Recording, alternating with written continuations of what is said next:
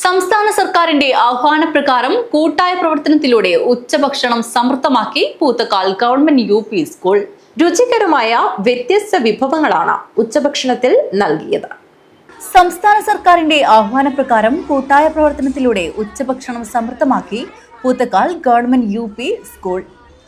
Pre primary മുതൽ 7ാം class വരെയുള്ള 275ഓളം കുട്ടികൾക്ക് സ്ഥിരമായി നൽകുന്ന ഭക്ഷണത്തോടൊപ്പം രുചികരമായ വ്യത്യസ്ത വിഭവങ്ങൾ നൽകിയാണ് മാതൃകാപരമായ പ്രവർത്തനം നടത്തുന്നത്.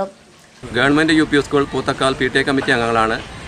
സർക്കാരിൻ്റെ ഉച്ചഭക്ഷണ മെനു പരിഷ്കരണത്തിൻ്റെ ഭാഗമായി എല്ലാ വിദ്യാലയങ്ങളിലും ചിക്കൻ ബിരിയാണി നൽകി വരികയാണ്. അതിൻ്റെ ഭാഗമായി നമ്മുടെ പൂത്തക്കാൽ സ്കൂളിലും PTA, MPTA, SMCയുടെ സഹകരണത്തോടെ ഇന്ന് സ്കൂൾ കുട്ടികളിൽ 260 കുട്ടികൾക്ക് ഇന്ന് ഉച്ചഭക്ഷണത്തിൻ്റെ ഭാഗമായി ചിക്കൻ ബിരിയാണി നൽകുകയാണ്.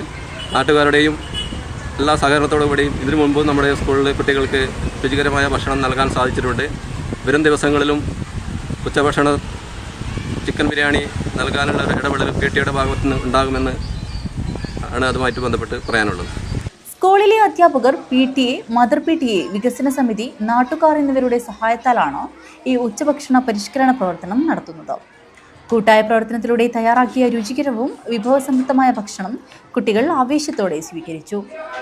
School head master K. Surendran, PTA president T. Ratheesh, mother PTA president TP Regina, വികസന സമിതി പ്രസിഡന്റ് M. പ്രദീപ് കുമാർ എന്നിവർ പ്രവർത്തനങ്ങൾക്ക് നേതൃത്വം നൽകി. News bureau, Kanhangad.